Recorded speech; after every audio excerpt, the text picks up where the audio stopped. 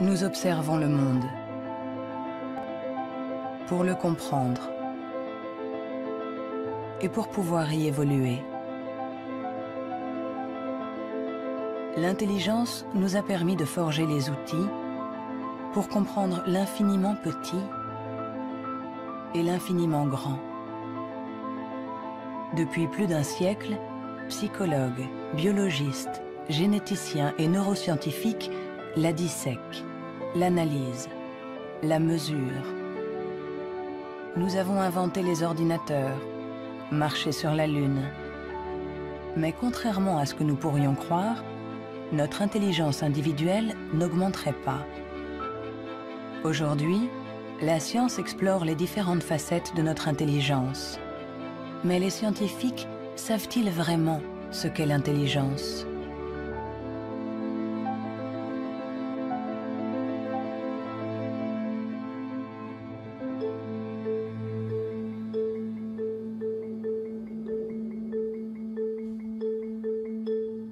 L'intelligence, c'est faire le lien. Assembler différents éléments pour trouver une solution. Pour la comprendre, il faut réussir à la fractionner, en isoler toutes les composantes. Les chercheurs se sont donc penchés sur ces différentes facettes.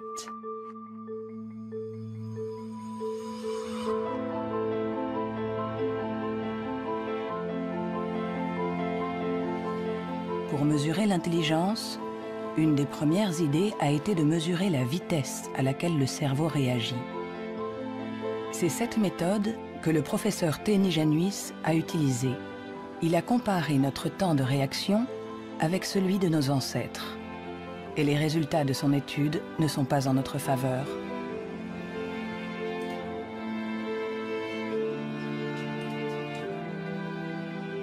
Pour mesurer le temps de réaction, on présente à un sujet une lumière sur un écran et il doit dire, en appuyant le plus vite possible sur un bouton, si elle apparaît à droite ou à gauche. Ce n'est donc pas un réflexe, mais une information simple que notre cerveau doit traiter. Ces études sur le temps de réaction sont très anciennes. Plusieurs d'entre elles ont été faites entre 1860 et 1880 en Grande-Bretagne par Francis Galton, le cousin de Charles Darwin. Il a testé plusieurs milliers de personnes qui étaient représentatives de la population de l'époque. Les gens avaient alors un temps de réaction très rapide. Nous avons donc cherché des études comparables qui auraient été faites durant les 120 dernières années. Et nous en avons trouvé une quinzaine. En les comparant, nous avons pu montrer que durant les 150 dernières années, les gens sont devenus de plus en plus lents.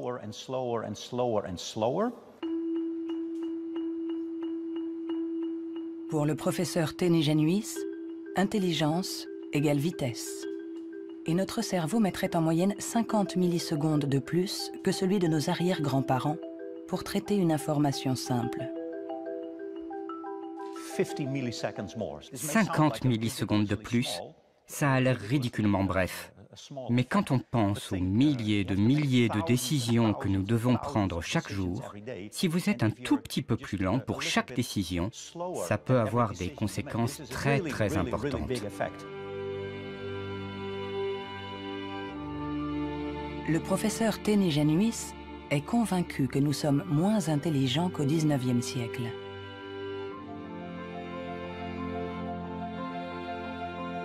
Il en voit la preuve dans l'incroyable inventivité de cette période, marquée par une explosion des innovations, de la créativité, des idées.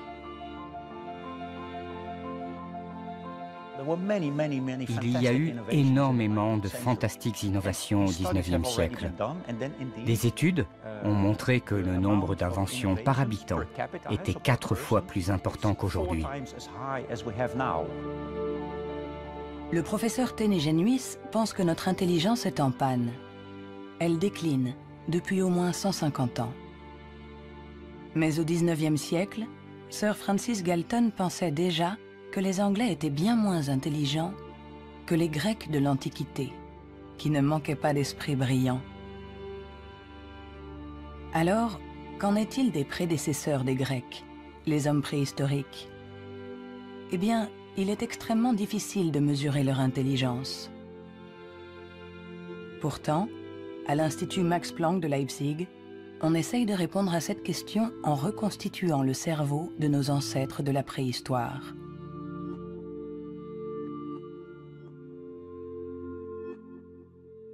La paléoneurologie, c'est une science très frustrante, puisque son objet, j'allais dire, quasiment n'existe pas. On n'a pas de cerveau fossile.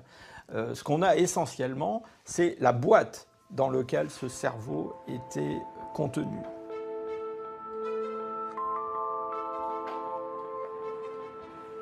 En comparant notre cerveau avec celui des hommes préhistoriques, les scientifiques se sont aperçus qu'il y avait des différences.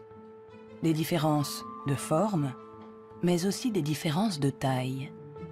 Certains hommes préhistoriques avaient un cerveau plus grand que le nôtre.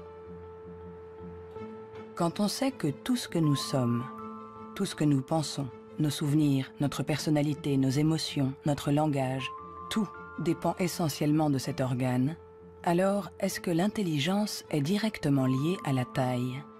Il serait naïf de penser qu'il n'y a pas de lien entre la taille du cerveau et la complexité des comportements, entre guillemets, l'intelligence. On le voit dans le monde animal, hein, les animaux qui sont les plus intelligents, en particulier les cétacés, certaines formes de dauphins par exemple, sont des formes qui dans le monde animal ont de très grands cerveaux, un grand nombre de neurones. On retrouve chez eux quelque chose qui rappelle ce qu'on trouve chez les primates, les grands primates, et chez l'homme. L'évolution a fait croître la taille de notre cerveau pendant 2 millions d'années, pour atteindre son maximum il y a 15 000 ans environ.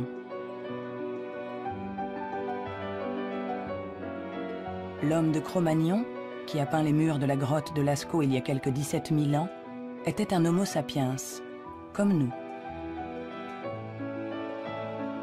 Mais de tous les Homo sapiens, il est celui doté de la plus grosse cervelle. En effet, la taille de notre cerveau aurait diminué par rapport à celui de notre ancêtre. Et pour certains chercheurs, nous serions moins intelligents que lui. Mais cette théorie est loin de faire l'unanimité. Moi, je ne crois pas qu'il y a une intelligence qu'on peut mesurer avec 1 centimètre et dire, voilà, il est aussi intelligent, ou il est plus intelligent, ou il est moins intelligent. Un homme de Cro-Magnon, il était intelligent pour être intelligent dans le monde où il vivait, et pas pour être intelligent dans une banque. Si on allait chercher avec la machine à voyager à travers le temps un homme d'il y a 25 000 ans, un Cro-Magnon, qu'on l'amenait aujourd'hui, il s'adapterait au monde dans lequel il aurait à vivre. Historically, you guys have struggled to adapt. Yeah, right. Walking upright, discovering fire, inventing the wheel, laying the foundation for all mankind. You're right. Good point. Sorry we couldn't get that to you sooner. Connie, your reaction? We live in a society where the individual ego and the group dynamic are in constant struggle. Response? Yeah, I have a response. What? Plus intelligent? Moins intelligent? Dès qu'on essaye de mesurer l'intelligence, tout se complique. Et pourtant, nous l'évaluons sans cesse. Dans les universités du monde entier, on enseigne ce qu'est l'intelligence. Et chacun d'entre nous, sans être un spécialiste, la mesure tous les jours. Vous mesurez l'intelligence. Si vous êtes célibataire, que vous allez dans un bar et que vous rencontrez quelqu'un, la chose la plus importante après le physique, c'est l'intelligence. Vous évaluez l'intelligence des gens quand vous parlez avec eux. Sont-ils rapides quand vous leur parlez de quelque chose qu'ils ne connaissent pas? Est-ce qu'ils comprennent? Mesurer l'intelligence en analysant les réponses, en évaluant la pertinence des actions, en comparant les individus. Une méthode qui a donné naissance au seul outil dont nous disposons pour évaluer l'intelligence, le quotient intellectuel, ou QI, inventé par Alfred Binet au début du XXe siècle. Alfred Binet était assez critique vis-à-vis des aliénistes, les psychiatres de l'époque. qui faisait des diagnostics pour juger du retard intellectuel avec des grandes catégories. Il y avait les idiots, ceux qui étaient le degré d'arriération le plus profond, les imbéciles ensuite, et puis les débiles. Et Binet trouvait que leurs critères étaient tout à fait contestables, très vagues, différents d'un psychiatre à l'autre. Il estimait qu'il fallait avoir des critères objectifs, qu'il fallait mettre au point une sorte d'instrument d'évaluation qui s'appuie sur des critères scientifiques. En 1905, le ministère de l'Éducation nationale demande à Alfred Binet de trouver un moyen de détecter les enfants en difficulté scolaire.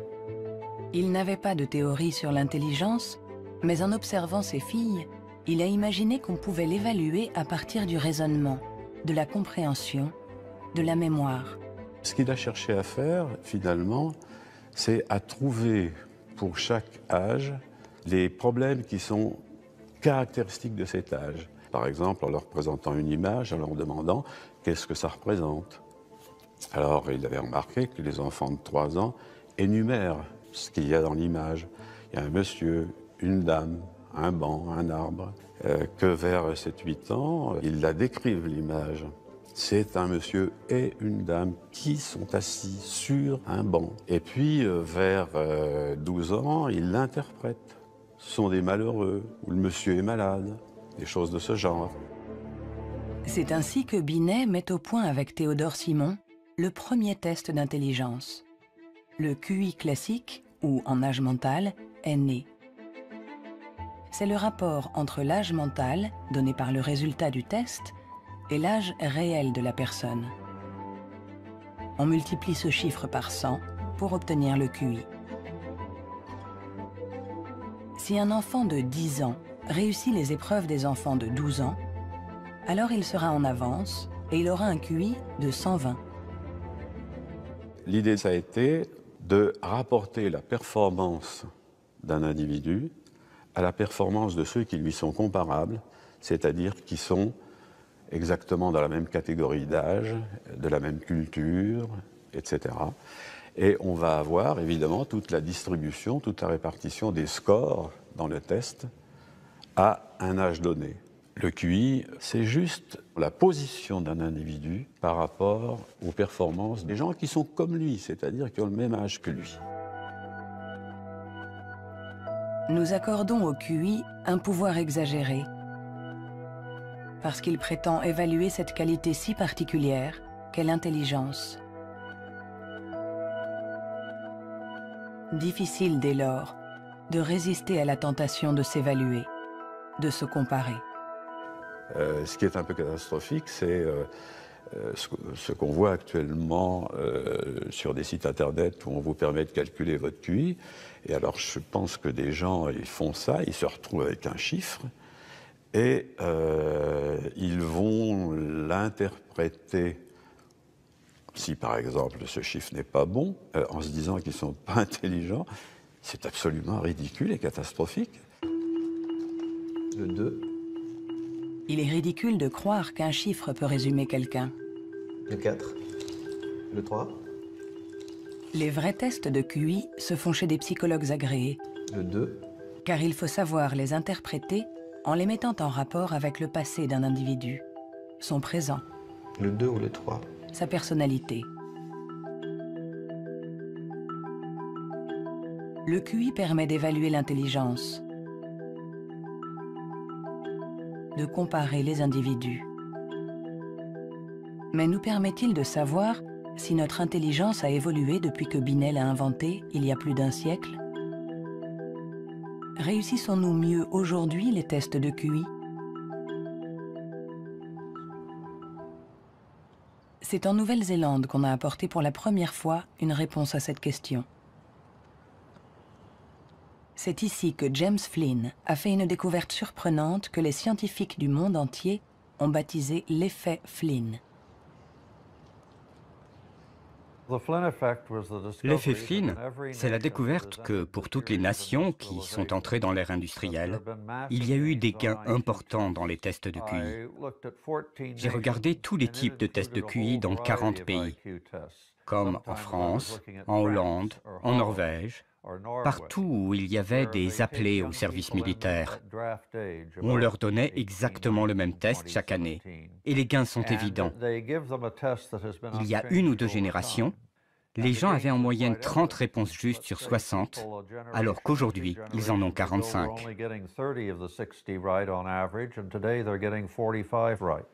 Après avoir passé au crible des dizaines et des dizaines d'études, James Flynn a montré que depuis plus de 60 ans, nous réussissons mieux les tests de QI. Est-ce que cela signifie que nous serions devenus plus intelligents que nos grands-parents? Un changement de QI ne signifie pas forcément un changement d'intelligence. Un exemple simple pour le comprendre, vous faites passer le test d'intelligence une première fois aujourd'hui. Vous le redonnez au même sujet demain. Il y a un effet d'apprentissage, il va réussir un peu mieux, il va avoir des scores un peu meilleurs. Ça ne veut pas dire qu'il est devenu plus intelligent, ça veut juste dire qu'il est un peu plus familier avec la façon de passer le test. L'augmentation du QI est due en grande partie à l'environnement, une meilleure nourriture, une meilleure éducation. Notre QI augmenterait de 2 à 3 points par année d'école supplémentaire et la durée de scolarisation est passée en moyenne de 6 ans au début du XXe siècle à 11 ans aujourd'hui dans les pays industrialisés. Tous ces effets se sont additionnés et ont fait augmenter les scores de QI.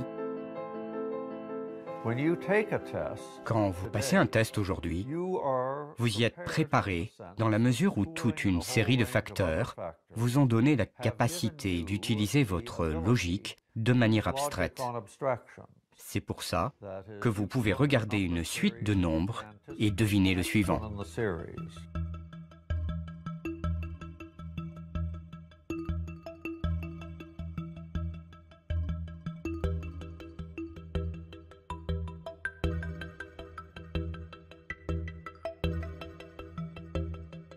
Avec l'intelligence, il ne faut pas se fier aux apparences.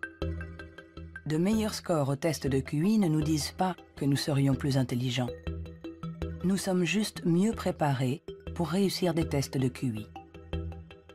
Notre intelligence est comme un muscle que nous avons entraîné pour en exprimer tout le potentiel.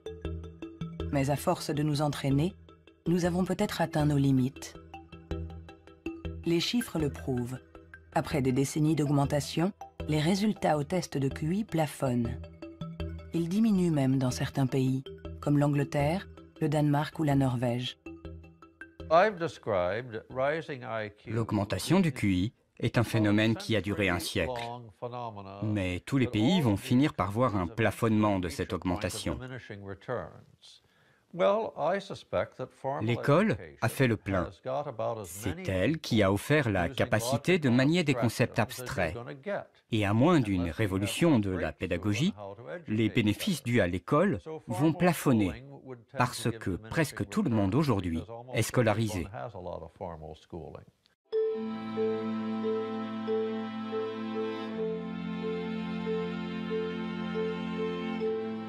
Un QI qui stagne.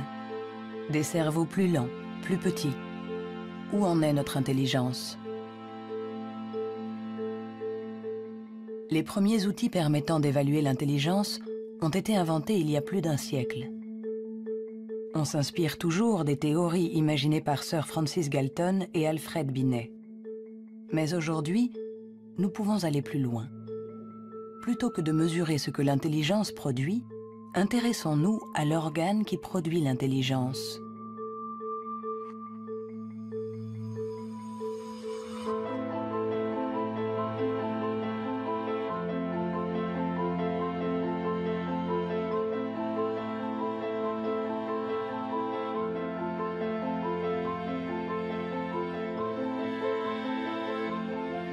Richard Ayer est psychologue et neuroscientifique à l'Université de Californie, Irvine.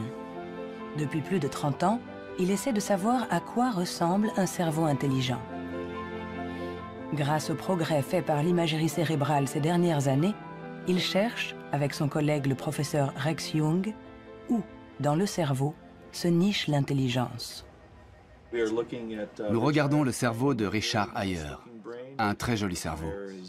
Le docteur Ayer est une personne brillante, intelligente, et nous voyons toutes les régions qui sont le support de son intelligence.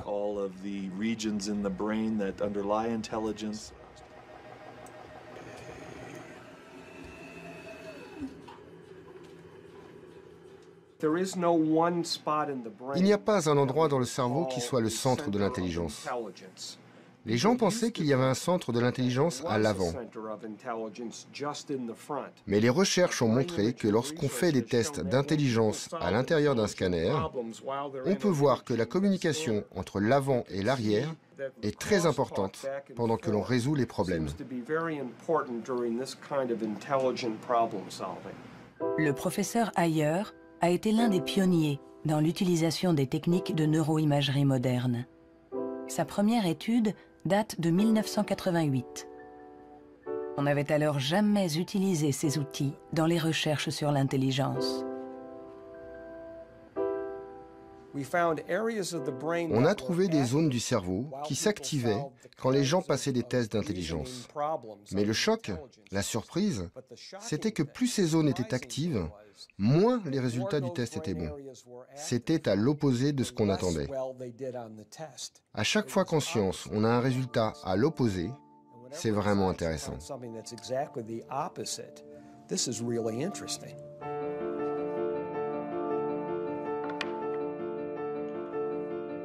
Un cerveau intelligent n'est pas un cerveau qui fonctionne plus, mais au contraire, un cerveau qui fonctionne moins. C'est ce qu'on appelle la neuroefficacité. Être intelligent, c'est résoudre un problème en faisant un minimum d'efforts.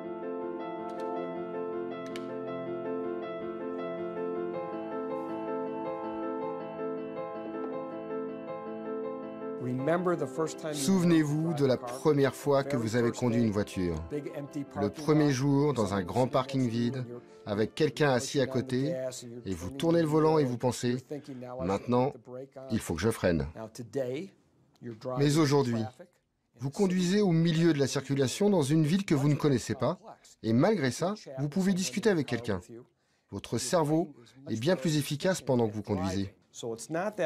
Donc, les hauts niveaux d'intelligence ne sont pas forcément liés à un cerveau qui travaille plus, mais à une transmission plus efficace de l'information entre les zones importantes du cerveau.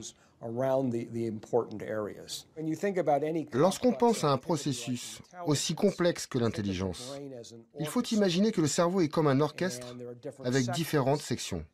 Mais le vrai mystère, c'est comment ces sections interagissent.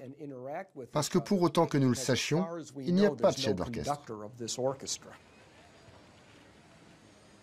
Si le cerveau est un orchestre, alors l'intelligence est la musique.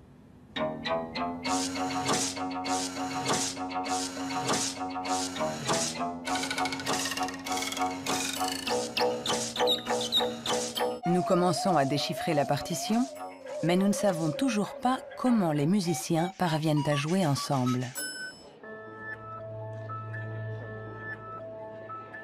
À l'université de la Sorbonne, le professeur Olivier Houdet est à la recherche de ce chef d'orchestre. Pour le trouver, il mesure l'activité électrique du cerveau pendant que des enfants résolvent des problèmes. Ce qui l'intéresse, c'est ce qu'il appelle les bugs de l'intelligence. Si vous présentez à un enfant ce dispositif avec 1, 2, 3, 4, 5 babars écartés ou 5 babars resserrés, et vous demandez à l'enfant, y a-t-il le même nombre de babars au-dessus et en dessous, jusqu'à 6-7 ans, tous les enfants du monde vont vous répondre « Ah ben non, il n'y en a pas pareil, il y en a plus là parce que c'est plus long ». Le cerveau de l'enfant est donc piégé par l'intelligence, c'est-à-dire visio-spatiale, selon laquelle longueur est égale à nombre. Dans le cerveau, ça se traduit par le fait qu'on a des chemins neuronaux différents pour résoudre une même tâche.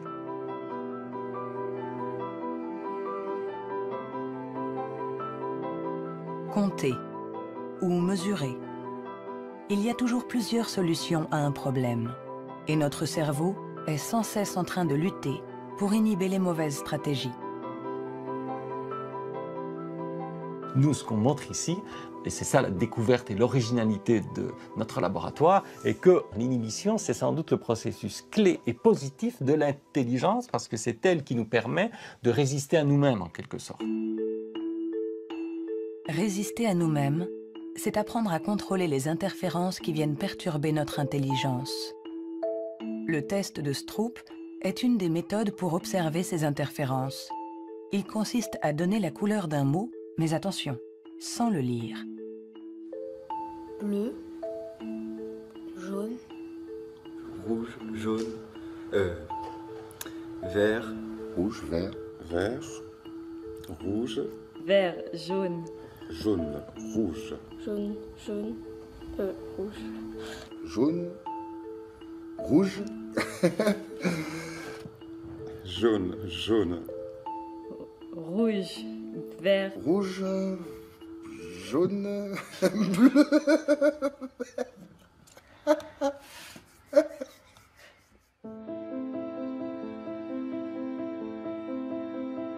Pour résoudre un problème, nous sollicitons différentes régions du cerveau reliées entre elles, mais qui sont parfois en compétition. Mais comment ces différentes zones communiquent-elles? C'est ce à quoi s'intéresse le professeur Douglas Fields à l'Institut national de la santé de Washington.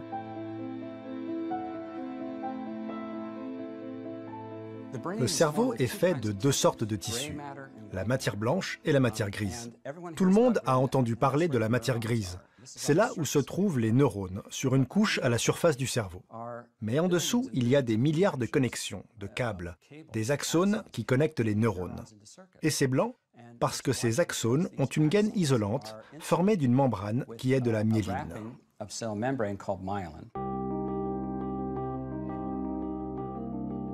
La myéline entoure les axones, permettant aux informations de circuler de manière rapide et efficace dans le cerveau.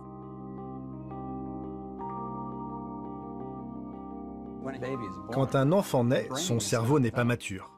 Ses fonctions sont minimales. Un bébé ne peut quasiment rien faire. Il ne peut pas se nourrir, il ne voit pas vraiment, il ne sait pas marcher ni redresser la tête. C'est parce que notre cerveau est façonné en permanence par notre environnement. Et une des choses les plus intéressantes avec la myéline, c'est qu'elle se forme après notre naissance.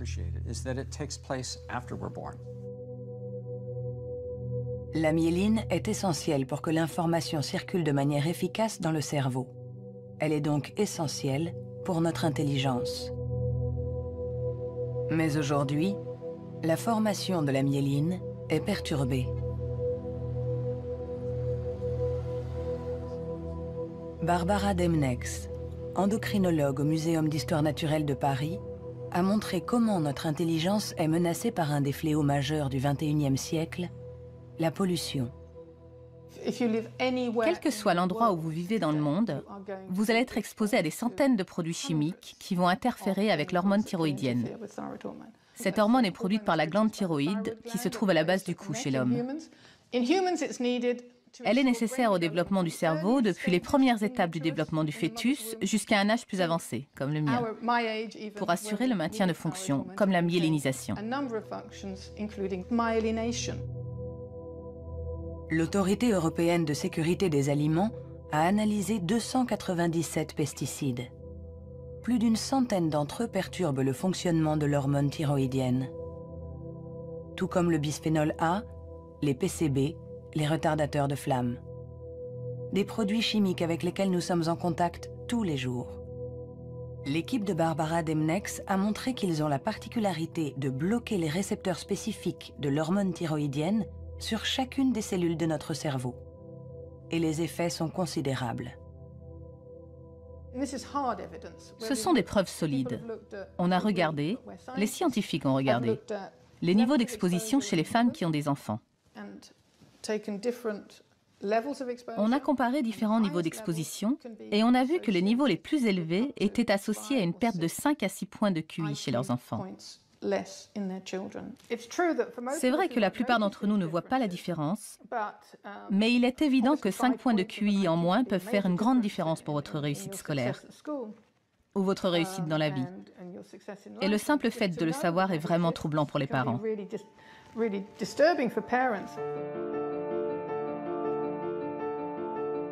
Notre intelligence nous a permis de créer un monde complexe, au prix de la dégradation de notre environnement. Et nous pourrions en payer le prix si cette dégradation perturbe la formation de notre cerveau, en agissant sur la myéline par exemple. Mais si ce phénomène se confirme, comment le gérer? Pendant plus d'1 siècle, on a pensé que tous nos processus mentaux n'étaient dus qu'à l'activité électrique des neurones. Mais aujourd'hui, les neurobiologistes ont commencé à explorer un nouveau continent. Il n'y a que 15% des cellules du cerveau qui sont des neurones. Le reste, qui représente 85%, ne communique pas grâce à l'électricité. On l'appelle la glie. De nouvelles méthodes nous ont permis de voir avec surprise que les cellules gliales communiquent entre elles et avec les neurones. On est à la pointe des recherches sur le cerveau, car il y a là un changement fondamental dans la manière dont on pense que le cerveau fonctionne au niveau cellulaire. Les cellules gliales, des cellules bien plus nombreuses que les neurones et qui forment leur environnement. Certaines fabriquent la myéline. D'autres nourrissent les neurones et les protègent. On les appelle les astrocytes. Et une découverte inattendue a montré que les astrocytes jouaient un rôle dans l'intelligence. Tout a commencé avec un génie. En avril 1955, au Princeton Hospital du New Jersey, Thomas Harvey, médecin pathologiste, est en charge de l'autopsie de Albert Einstein. Et ce 18 avril, à 8 h du matin, il décide de voler le cerveau de celui que nous considérons comme l'incarnation du génie. Il espérait, en examinant le précieux organe, percer les secrets de l'intelligence. Après l'avoir conservé caché chez lui pendant 27 ans, il autorisa d'autres scientifiques à l'examiner. Et ils découvrirent quelque chose dans le cerveau d'Einstein qui était peut-être le secret de son intelligence. Le cerveau d'Albert Einstein a été examiné pour voir ce qui le rendait plus intelligent. Et il n'y avait pas de différence sur le nombre de neurones, sur la taille des neurones, il n'y avait rien. Mais son cerveau avait plus d'astrocytes. Et beaucoup de gens se sont intéressés au rôle joué par les astrocytes dans l'intelligence. Les astrocytes. Des cellules gliales identifiées il y a plus d'1 siècle. Mais ces dernières années, les scientifiques se sont aperçus que leur rôle était plus complexe que ce qu'ils imaginaient.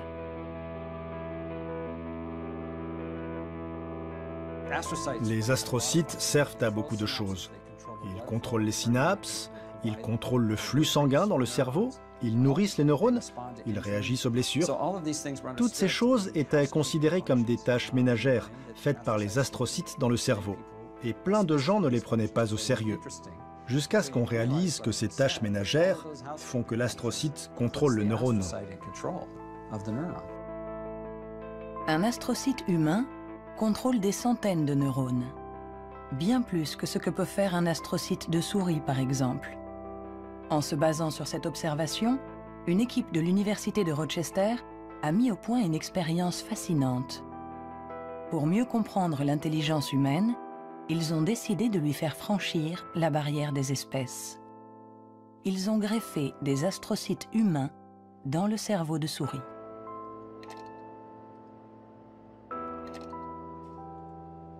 Nous avons effectué des greffes des astrocytes humains chez la souris. Et la greffe, littéralement, envahit tout le cerveau. Quand on regarde, par exemple, à l'âge de 1 mois après la greffe, on voit que la greffe est très discrète à l'endroit presque où on a greffé les cellules. Si on revient 1 an plus tard, tout le cerveau devient greffé. On remplace littéralement toutes les cellules par les cellules humaines. On s'est rendu compte que ces souris sont plus aptes à avoir une meilleure mémoire et un meilleur apprentissage que les souris non greffées. Pour tester les capacités de ces souris au cerveau modifié, les chercheurs les ont placées dans un labyrinthe. Résultat, les souris greffées trouvent la sortie 2 fois plus vite que les souris non greffées. Cette expérience ne laisse plus la place au doute. Les astrocytes contribuent à favoriser la mémoire et l'apprentissage. Ils jouent un rôle clé dans notre intelligence.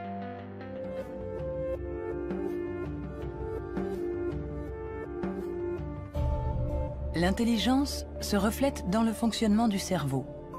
Mais comment expliquer les différences d'intelligence de nos collègues, de nos amis, de nos parents? Ont-ils plus de matière blanche, moins d'astrocytes, des neurones plus rapides? Ce qui est à l'origine de nos capacités se trouve en partie dans nos gènes. Robert Plomin est généticien comportementaliste. Dans le cadre de ses recherches, il a regardé grandir des milliers d'enfants.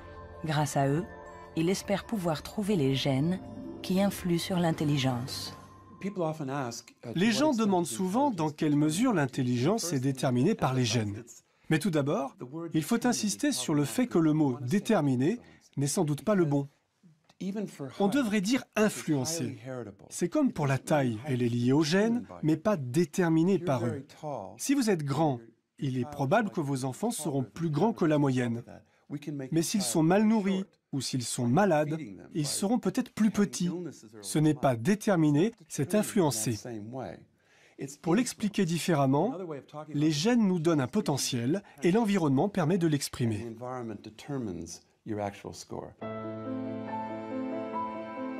Pour comprendre les relations complexes entre gènes et intelligence, Robert Plomin fait passer des tests à des milliers de jumeaux. Les vrais jumeaux ont ceci de particulier que ce sont des clones. Ils partagent exactement les mêmes gènes. Ils sont identiques en tout point. Mêmes cheveux, mêmes yeux. Mais ont-ils les mêmes résultats au test d'intelligence? La réponse est oui. Leurs résultats sont plus proches que ceux d'un frère et d'une sœur. C'est la preuve que même s'ils ne sont pas les seuls déterminants de l'intelligence, les gènes jouent un rôle crucial. La plupart des pays dans le monde, plus de 100 pays, disposent maintenant de registres de jumeaux, car ils reconnaissent l'importance de la méthode des jumeaux pour estimer l'influence des gènes. La prochaine étape de nos recherches est d'essayer de trouver les gènes responsables de l'intelligence. Pour cela, Robert Plomin utilise des puces à ADN capables de détecter plus d'1 million de marqueurs génétiques. En comparant l'ADN de tous ceux qui ont eu de bons résultats au test, il cherche à voir si certains gènes apparaissent plus fréquemment. Mais l'identification précise de ces gènes s'est révélée beaucoup plus compliquée que ce qu'il espérait.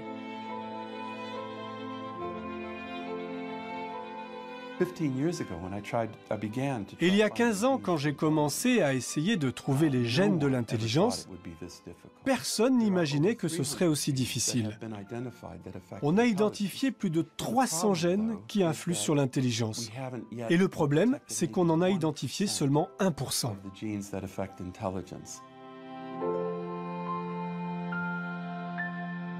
L'intelligence est influencée par l'interaction de plusieurs milliers de gènes. Ils forment un réseau d'une complexité inouïe, d'autant plus qu'ils produiraient des effets différents selon la région du cerveau où ils s'expriment. Avant, on imaginait le fonctionnement du cerveau en termes de zones. Cette zone gère le langage, celle-ci fait autre chose. Le corps calleux relie les hémisphères. Beaucoup de gens aujourd'hui ont réalisé que c'était une fiction, que le cerveau agissait de manière plus globale. Et si on regarde ça du point de vue génétique, cela rend les choses plus claires, parce que la plupart des gènes qui agissent sur le cerveau affectent beaucoup de régions différentes. Nous avançons pas à pas dans la compréhension de notre intelligence. Les scientifiques affinent les outils pour la mesurer. Mais la question qui se pose est l'usage que nous en ferons.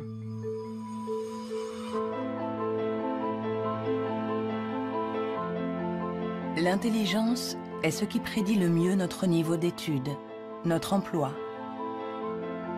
Par conséquent, parler de l'intelligence de quelqu'un n'est pas anodin. On donne une valeur, on classe, on hiérarchise, avec tous les risques de dérapage que cela comporte. L'erreur de raisonnement, c'est de considérer que l'intelligence serait essentiellement héréditaire. Et ça a conduit effectivement à des dérives qui sont tout à fait ridicules, je dirais, absolument ridicules.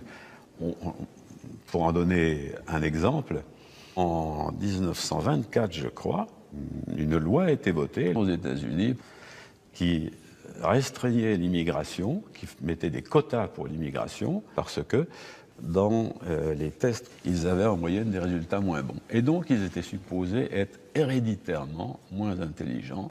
Il fallait qu'ils en viennent moins aux États-Unis pour ne pas faire baisser la moyenne.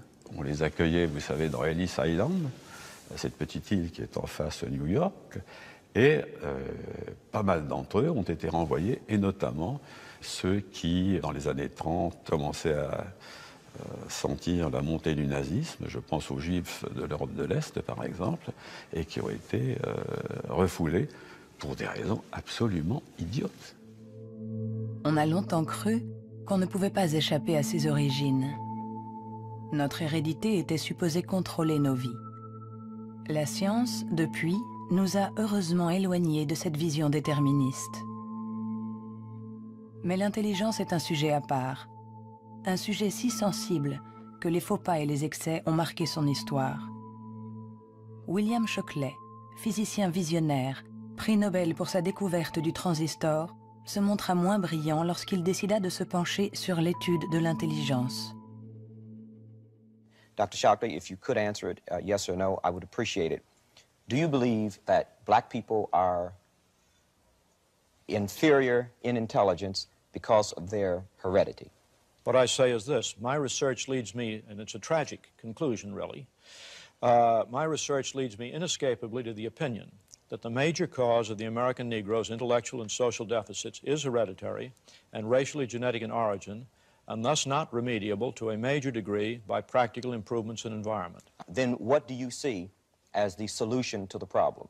I would propose that you would offer a bonus to everyone to be sterilized. The offer is based upon the best estimates, best scientific estimates that one can have of any genetically carried disabilities.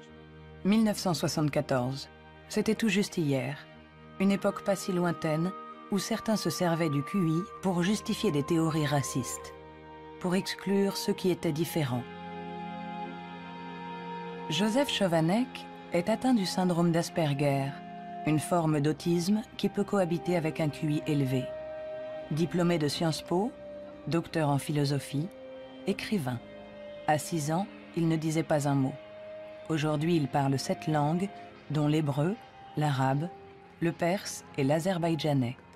Je fais partie de ces enfants qui étaient promis à la poubelle.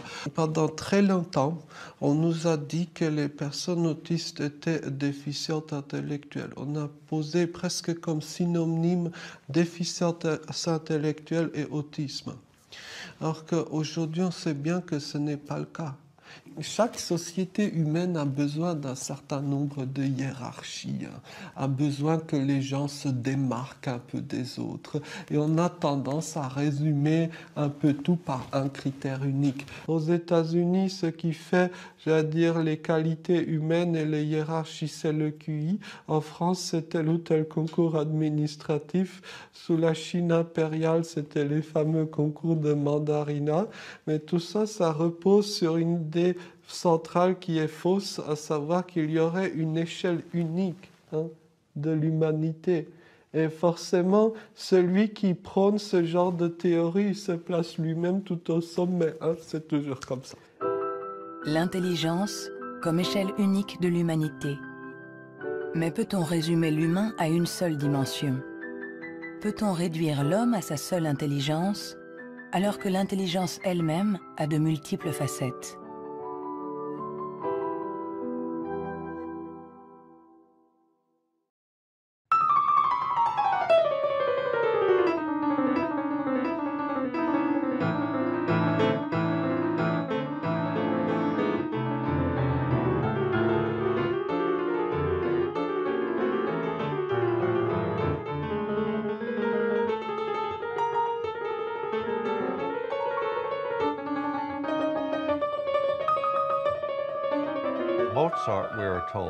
Mozart, dit-on, pouvait avoir à l'esprit une symphonie en entier. Si vous suivez une symphonie, vous devez suivre son développement dans le temps. Mais lui, il avait conscience de sa globalité. C'est un peu le même niveau de complexité que pour un mathématicien qui pense à 7 ou 8 formules et voit toutes les connexions possibles entre elles. Alors on peut toujours objecter. Est-ce que l'intelligence musicale est une forme d'intelligence? Ce n'est pas important.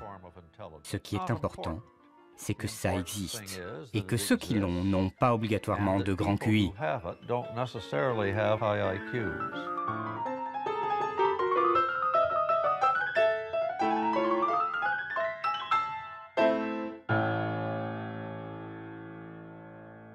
Il y a eu toujours une résistance à considérer qu'il y avait des formes d'intelligence différentes et une espèce de propension à vouloir déterminer un QI général, ce qui voudrait dire qu'on a une intelligence unidimensionnelle, voilà, et vous êtes plus ou moins haut sur cette dimension.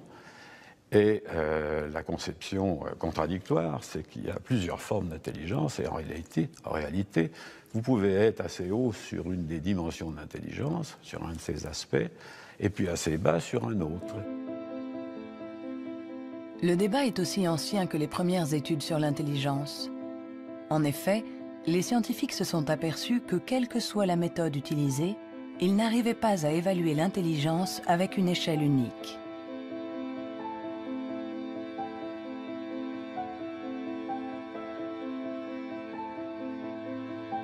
À l'Université du Nouveau-Mexique, le professeur Rex Jung est convaincu que pour résoudre n'importe quel problème, nous utilisons différentes manières de raisonner, que ce que nous appelons intelligence n'est que l'une d'entre elles.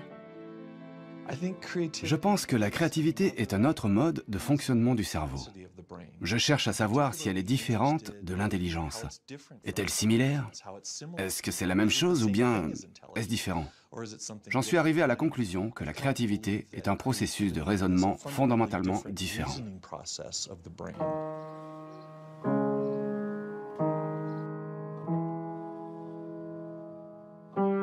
Déchiffrer une partition, c'est être intelligent en utilisant nos connaissances.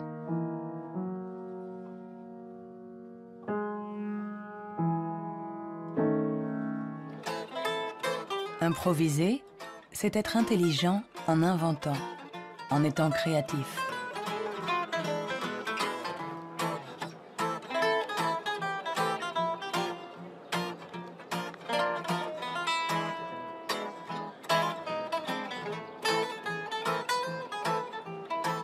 Un musicien peut être à la fois intelligent et créatif.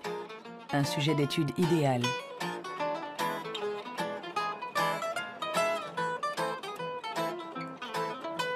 Le professeur Jung a examiné de nombreux cerveaux pour savoir comment intelligence et créativité peuvent cohabiter.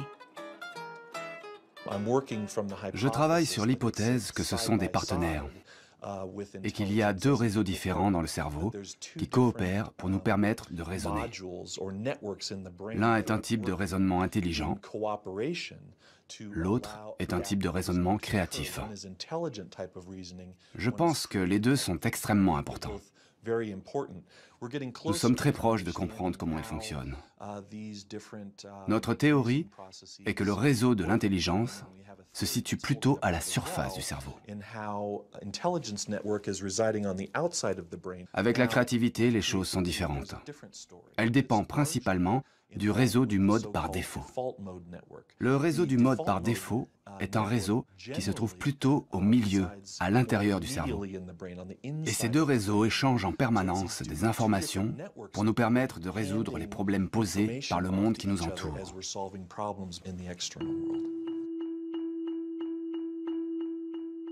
Nous avons tous expérimenté cette sensation d'une idée surgissant de nulle part avec la force de l'évidence.